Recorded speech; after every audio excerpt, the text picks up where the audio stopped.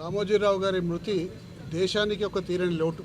ఎందుకంటే పత్రికా రంగంలో మరి ఇప్పుడే పెద్దలు చెప్పినట్టు అక్షర బాధ్యత తీసుకొని అక్షరానికి కూడా ఒక అర్థం ఉంటుంది, అక్షరానికి కూడా ప్రజల యొక్క కష్ట సుఖాల్లో పాల్పంచుకుంటుందని చెప్పే ఉద్దేశంతో ఎన్నో రకాల స్కామ్లను వెలికితీసి ప్రజల పక్షాన నిలబడి ప్రజల పక్షాన పోరాడి ప్రజలకు న్యాయం చేసిన మనిషి రామోజీరావు గారు. కేవలం పత్రికా రంగమే కాకుండా ఫిలిం సిటీ నిర్మాణం చేసి దేశంలో ఉన్న సినీ రంగాన్ని అంతా కూడా హైదరాబాద్కి రప్పించిన ఘనత కూడా రామోజీరావు గారిది. మరి ఈరోజు మన మధ్యలో ఆయన లేకపోవడం నిజంగా కూడా తీరని లోటది.